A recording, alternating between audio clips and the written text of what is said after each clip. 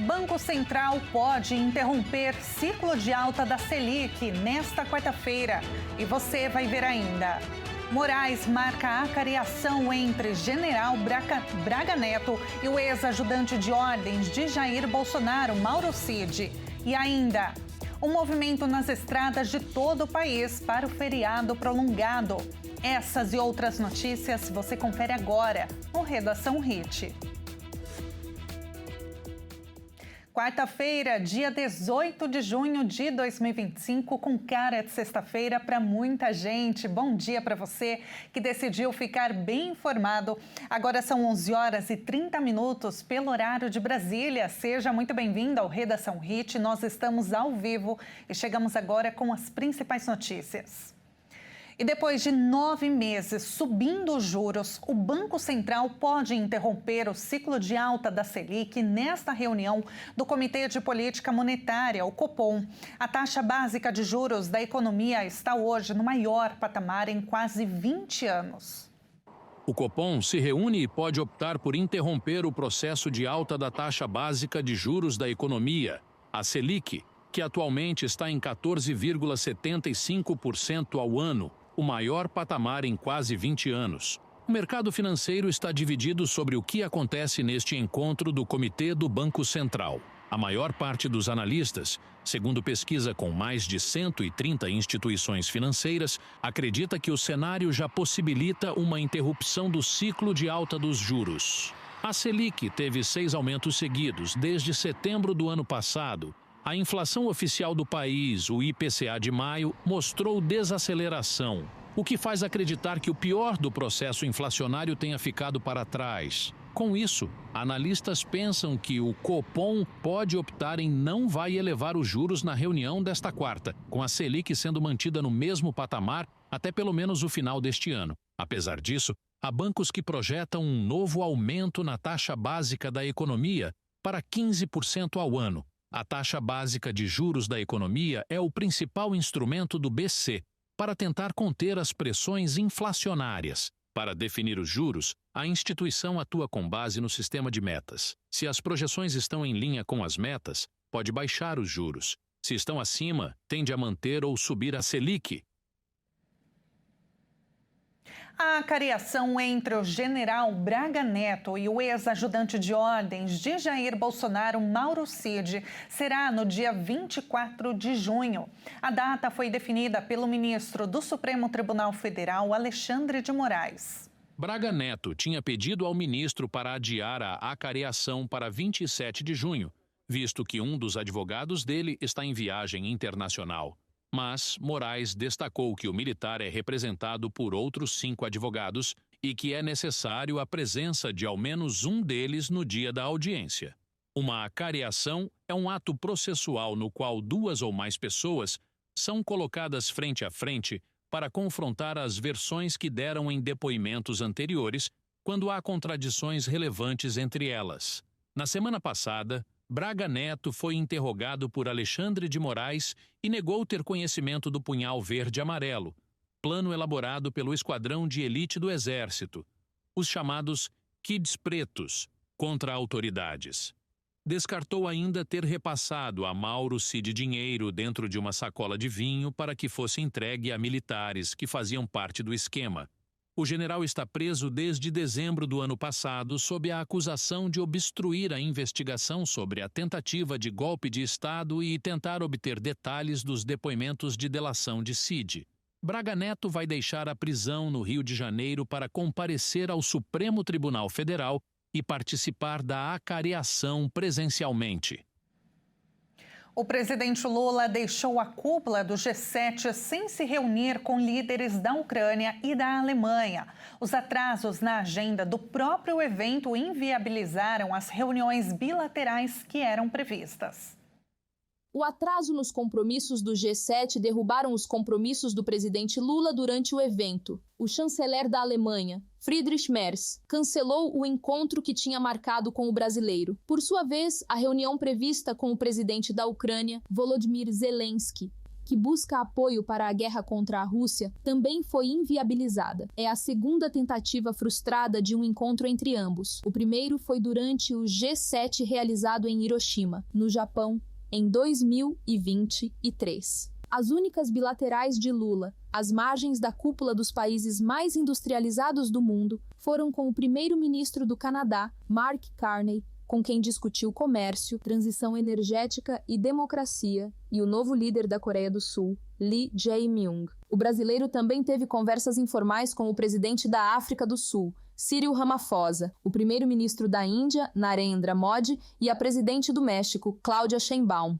Durante a cúpula do G7, o presidente Lula defendeu o retorno do protagonismo da Organização das Nações Unidas, a ONU, na resolução de conflitos mundiais. Segundo ele, o vácuo de liderança agrava o quadro atual de guerras entre os países. Lula citou os recentes conflitos de Israel ao Irã, da faixa de Gaza e entre a Ucrânia e a Rússia, que têm consequências globais inestimáveis, e defendeu o cessar-fogo e a volta da paz. Lula deixou Kananaskis, no Canadá, onde foi realizada a cúpula do G7 por volta das 7h30 da noite, pelo horário de Brasília, sem falar com a imprensa como era esperado. O seu voo de volta ao Brasil decolou por volta das 9h30 da noite. O presidente dos Estados Unidos está cada vez mais inclinado a usar recursos militares dos Estados Unidos para atacar instalações nucleares iranianas. Está descartando um possível acordo diplomático para acabar com o conflito de Teherã com Israel. Depois de Trump afirmar que Ali Khamenei era um alvo fácil para os Estados Unidos e também Israel, o líder supremo do Irã afirmou em um discurso televisionado que a nação iraniana não é de se render e que qualquer intervenção militar dos Estados Unidos resultará em danos irreparáveis. Esta é a segunda vez que Khamenei fala publicamente desde que Israel lançou o ataque contra o Irã na semana passada. O embaixador iraniano na ONU disse que o Irã comunicou a Washington que responderá firmemente caso os Estados Unidos se envolvam diretamente na campanha militar de Israel.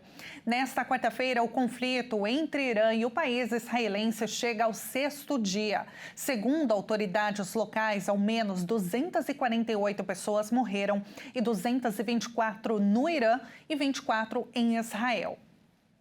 E agentes do Serviço de Controle de Imigração e Alfândega, o chamado ICE, prenderam em Nova York Brad Lander. Ele é candidato a prefeito do Partido Democrata, que foi a uma corte federal ajudando migrantes ameaçados de deportação.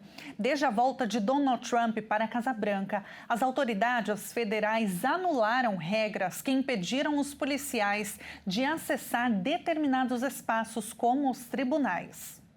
A polícia de imigração deteve um candidato à prefeitura de Nova York que tentava impedir a detenção de um imigrante. As imagens mostram Brad Lander, atual controlador ou interventor da cidade, de terno e gravata, sendo detido e algemado por agentes do Serviço de Controle de Imigração e Alfândega, o chamado ICE, em um tribunal no sul de Manhattan. Em certo momento, o democrata diz aos agentes, alguns deles com o rosto coberto por máscaras: "Vocês não têm autoridade para deter o cidadão americano." Ele acrescenta: "Não estou obstruindo ninguém, estou aqui no corredor e estou solicitando ver uma ordem de detenção." A Procuradora-Geral de Nova York, Letitia James, classificou como profundamente inaceitável a detenção de Lander pelos agentes do ICE. Em um comunicado, ela afirmou que prender o controlador Lander, simplesmente por ter defendido imigrantes e seus direitos civis, constitui um terrível abuso de poder. O Serviço de Controle de Imigração e Alfândega não respondeu ao pedido de informações da AFP. A governadora Kathy Hochul anunciou que Lander foi liberado pouco depois, sem acusações, enquanto a pessoa que tentava proteger, identificado como Edgardo, segundo o democrata, teve negado o devido processo legal por parte de um governo e de um juiz que lhe devem uma audiência sobre medo crível antes de ser deportado. Nas últimas semanas, agentes do ICE, que aguardam nos corredores dos tribunais de imigração, na saída das salas onde ocorrem as audiências dos imigrantes com os juízes em seus processos migratórios, têm procedido à detenção de muitos deles. Desde que voltou ao poder em janeiro, Donald Trump e seu governo intensificaram as ações para expulsar do país o maior número possível de imigrantes indocumentados, ao mesmo tempo em que tentam ampliar suas competências nessa área. Para facilitar as deportações, as autoridades federais anularam regras que impediam os policiais de acessar determinados espaços, como os tribunais. A Agência Nacional de Petróleo, Gás Natural e Biocombustíveis, ANP, concedeu ontem uma exploração de blocos petroleiros na foz do Rio Amazonas a 2 consórcios empresariais em um leilão criticado por ambientalistas. Enquanto isso, o Brasil se prepara para sediar em novembro a COP30, a Conferência Climática da ONU. Com protestos do lado de fora, a Agência Nacional de Petróleo, Gás Natural e Biocombustíveis, a ANP, realizou nesta terça-feira um leilão criticado por ambientalistas. Ao todo, 19 dos 47 blocos petroleiros localizados na bacia da Foz do Amazonas foram arrematados por 844 milhões de reais por 2 consórcios, um formado pela Petrobras e pela americana ExxonMobil e outro pela também americana Chevron e pelo grupo estatal chinês CNPC. O Brasil vai continuar consumindo petróleo, o mundo vai continuar precisando ainda dos hidrocarbonetos, né? Talvez não mais como um mero gerador de energia, mas para a indústria petroquímica, para a produção de fertilizantes. Então, esse petróleo vai ter que vir de algum lugar, né? Melhor que ele venha do Brasil, né? Porque nós não só temos petróleo, mas nós temos condição de produzir esse petróleo com uma baixa emissão de CO2. Antes de começar a explorar na região, as empresas precisam obter as licenças ambientais exigidas, um processo que pode levar anos. Países vizinhos como a Guiana já começaram a exploração de campos de petróleo às margens da floresta amazônica. A questão gera tensões inclusive dentro do próprio aparato estatal. O Ministério Público Federal havia pedido a suspensão do leilão, por considerar que o mesmo representa uma grave violação de direitos fundamentais, de compromissos internacionais e da legislação ambiental brasileira, na ausência de estudos prévios adequados sobre o impacto da exploração de petróleo perto da Foz do Amazonas. O presidente Luiz Inácio Lula da Silva, que quer liderar a luta mundial contra o aquecimento global, se mostrou favorável a este projeto, apesar das críticas de ambientalistas e povos originários. Todos os lugares que fosse prejudicar os povos indígenas, o presidente Lula ia estar junto para proteger a gente. Na campanha dele, ele usou muito isso aí, de marcação de terra contra exploramento de minérios e gás e de petróleo, tudo. Agora está leiloando, né, o petróleo ali. A gente veio, andamos uns 2.000 quilômetros, sofremos para vir manifestar aqui em Rio de Janeiro. Lula assegurou em fevereiro que é necessário agir com responsabilidade, mas que não se pode dispensar essa riqueza. Segundo o presidente, o petróleo vai ajudar a realizar a transição energética e obter dinheiro para preservar as florestas. No total, 34 dos 172 blocos oferecidos, incluindo os fora da bacia da Foz do Amazonas, foram arrematados neste leilão, que rendeu 989 milhões de reais aos cofres do governo. Mais de 1,4 bilhão de reais em investimentos estão previstos para a exploração. E veja a seguir as ações de fiscalização nas estradas de todo o país. E agora a gente abre a nossa janela para ver o trânsito em 2 pontos de São Paulo. Primeiro, a zona oeste da capital paulista, região da Barra Funda, neste momento, trânsito fluindo muito bem.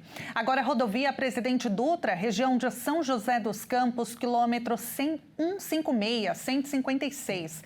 Trânsito muito bom também por enquanto. O Redação Hit volta já já, não saia daí.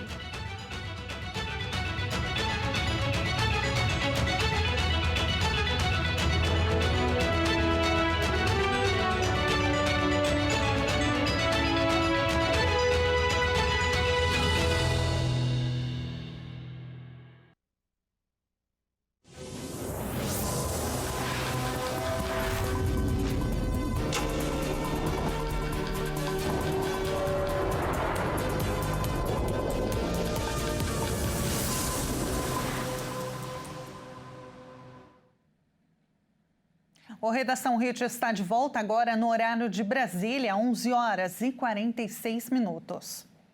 A maioria dos contribuintes vai receber a restituição do imposto de renda deste ano por Pix. O número representa uma alta de mais de 50% em relação ao ano passado. De 10 contribuintes que têm direito à restituição do imposto de renda 2025, 7 vão receber o valor por Pix. Segundo dados da Receita Federal, o número representa um aumento de 55% em relação ao ano passado. Em 2024, a média foi de 45% de devoluções por meio do pagamento instantâneo e, em 2023, eram 30%. A opção é feita na própria declaração. O segundo lote de restituição deve ter consulta liberada na próxima segunda-feira. O pagamento está previsto para 30 de junho. Quem não entrar na lista ainda terá outras 3 oportunidades: 31 de julho, 29 de agosto e 30 de setembro. No primeiro lote, a Receita Federal depositou 11 bilhões de reais para mais de 6 milhões e 250 mil contribuintes contemplados. O valor foi o maior já liberado pelo fisco em toda a história. O prazo para entrega terminou em 30 de maio e foram entregues mais de 43 milhões de declarações. E mais de 16 milhões de veículos devem circular nas rodovias de São Paulo neste feriado prolongado. As concessionárias mobilizam um grande efetivo operacional nas estradas que conectam a capital, o interior e o litoral durante o período. O rodízio de veículos está suspenso durante todo o feriadão. Os dias facultativos do feriado devem ter tráfego intenso nas rodovias concedidas do estado de São Paulo. A expectativa é de que mais de 16 milhões e 100 mil veículos circulem pelas estradas paulistas. Para garantir a segurança e a fluidez, as concessionárias vão mobilizar um grande efetivo operacional nas rodovias, que devem operar com capacidade plena em suas equipes de atendimento ao usuário, praças de pedágio e centros de controle operacional.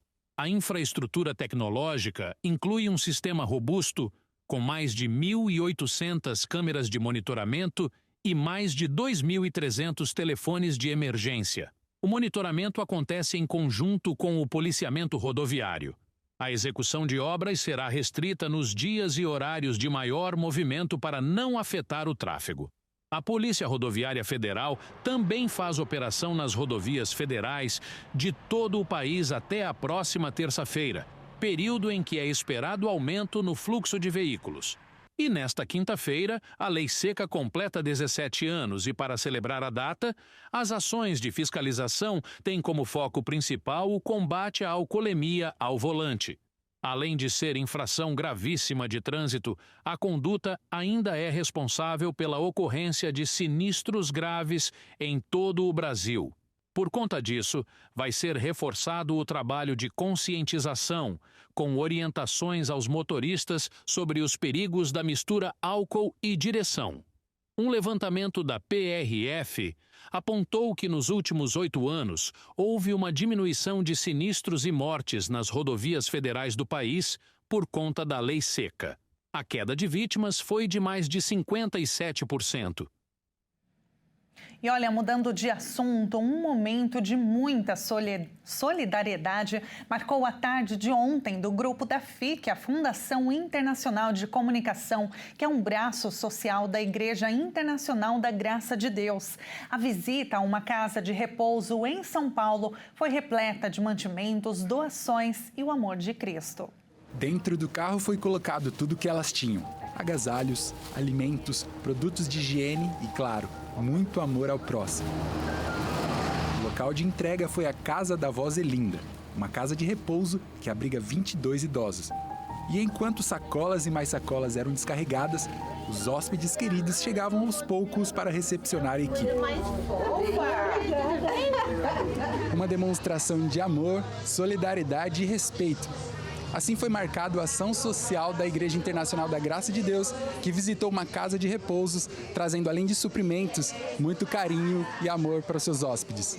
A líder do braço social da Igreja Internacional da Graça de Deus, a irmã Fátima Amarante, falou a respeito da importância da mobilização de pessoas nas doações para que a obra continue. Para que essas situações aconteçam, a ação social e essas doações cheguem, a gente conta com as doações dos membros e também de pessoas que até mesmo não é membro da sede. Quem puder doar, doe. Em meio a tanto amor sendo demonstrado aos idosos, a pastora Vera Lúcia, que é líder da terceira idade na sede de São Paulo, falou sobre o papel da igreja nesse serviço tão gratificante. Nós estamos aqui para obedecer aquilo que o Senhor Jesus nos disse, né?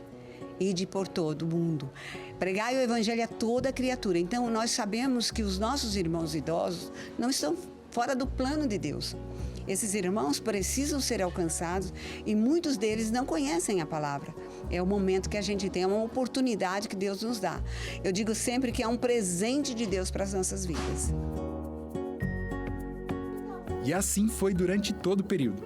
Amor demonstrado, carinho e, claro, um momento de louvor e muita alegria. Em nome de Jesus tem poder. Todo mundo. Em nome de Jesus tem poder. O nome de Jesus tem poder.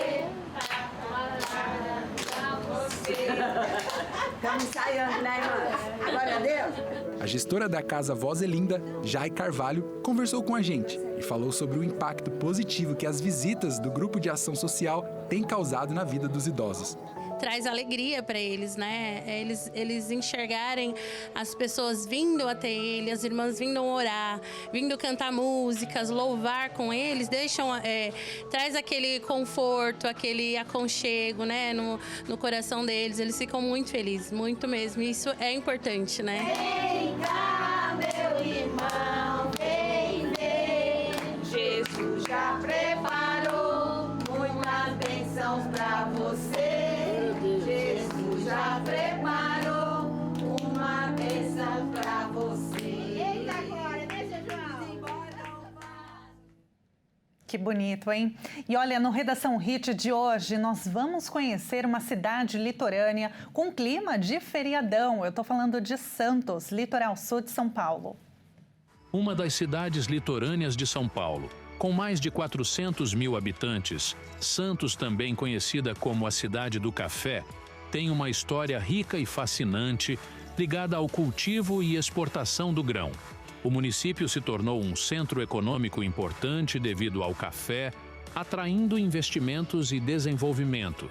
O Museu do Café, localizado no antigo edifício da Bolsa Oficial de Café, é um marco histórico que preserva a história do grão na região.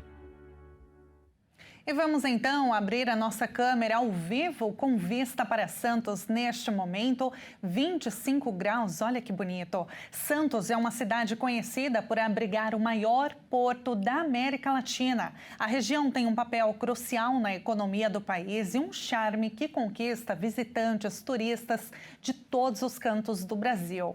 Além da sua importância histórica e econômica, Santos é famosa por suas belas praias, seus jardins icônicos à beira-mar, que detém o título de maior jardim frontal de praia do mundo pelo Guinness Book. E também, é claro, pelas atrações como o Museu do Café, que a gente viu na reportagem, que celebra a herança da cidade como um dos principais pontos de exportação do grão no Brasil. E com essas imagens e curiosidades, a gente encerra esta edição. Muito obrigada pela sua companhia, um excelente feriado para você. Até amanhã.